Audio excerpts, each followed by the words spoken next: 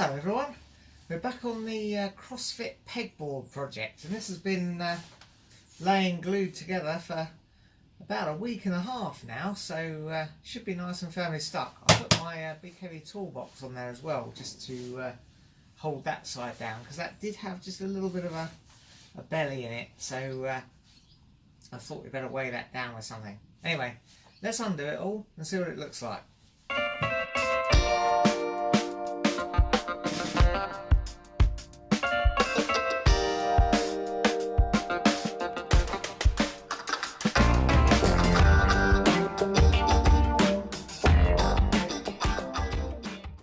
Well, that seems to be stuck together pretty successfully. Excellent, pleased with that. Right, well, because the boards were not exactly cut, because I had to cut the board in half using my hand and eye coordination, the edges aren't quite flush. So I'm just going to take a little tiny whiz off with the saw, just to bring everything sort of back nicely in line. They're not far out, only a couple of mil or so at the worst places, but it's still not quite right. Now, I am just using a guide on the saw, so that's going to follow the irregularities in my cut. So this edge won't be entirely straight, but it's going to be close enough, and it is going to be flush. So I don't think, for the purpose of this exercise, that really matters. Anyway, let's go ahead and see what happens. But first, I've got to put my safety gear on.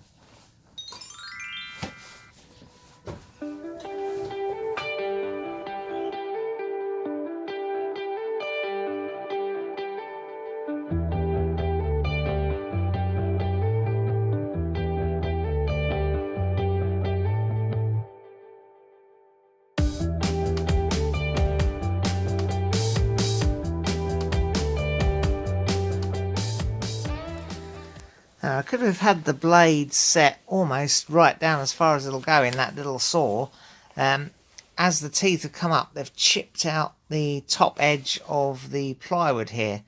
There's a couple of things I suppose I could have done to stop that. One would be just to score it with a knife before I cut down, but a little bit unsure of the exact line of the cut, so that would be tricky. And possibly I could have clamped something else along the top and then cut through it. But again, that also has its own problems, because I write the limit of what I could cut with that saw. But in this case, I think we're going to deal with it by simply making this side the back. Right, well, the next thing I want to do really is to cut the holes that the pegs go into that you climb the board with. I've got a couple of options really to do that. I suppose I could use a hole saw, but that might leave quite a messy finish. I could use something like a Forstner bit that makes like a flat bottomed hole, but again, I'm not convinced that would give the best finish, and I'd have to find one that was exactly the right size for the dowel. So I think the best thing to do is to make a jig for the router. Now, to do that, I need to measure the exact diameter of the oak dowel that I brought to make the pegs out of, but can anyone remember where I put it?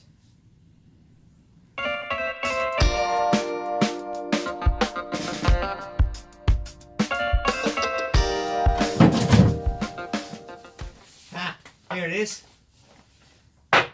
Well, I scoured the garage for a suitable bit of board to use as a jig and draw a bit of a blank. The only board I had was much too thin.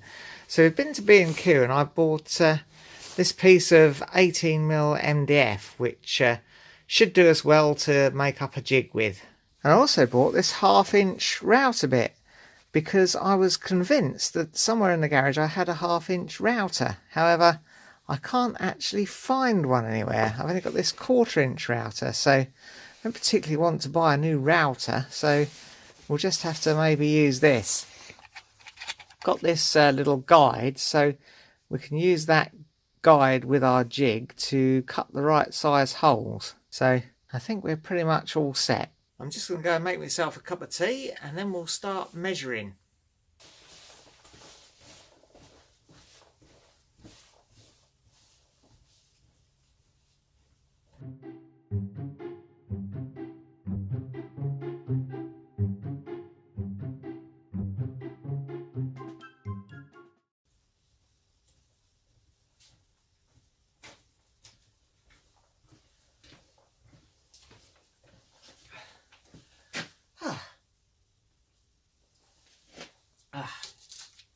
get started. Well, the first thing I need to measure is that guide, which I thought I'd left here. Always losing stuff in this garage.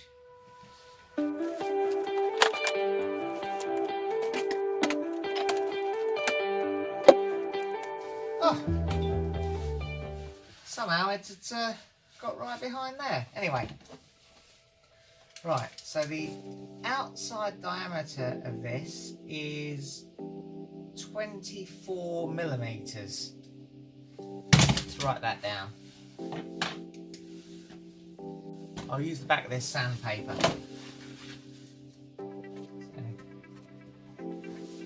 Pen doesn't work.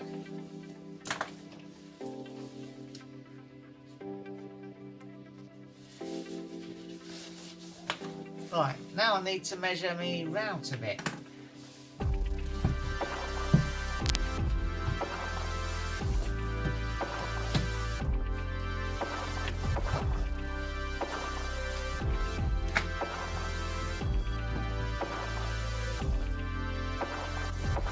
That's 12 millimeters.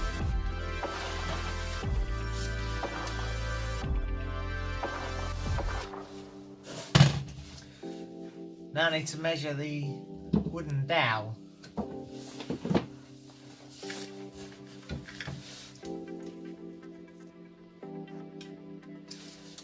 That's 34 millimeters.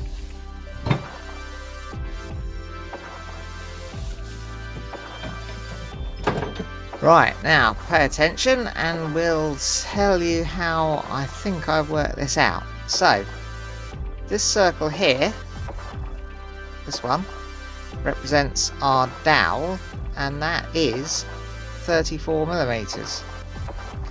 This is our router bit, which is 12 millimeters. So half of that is 6.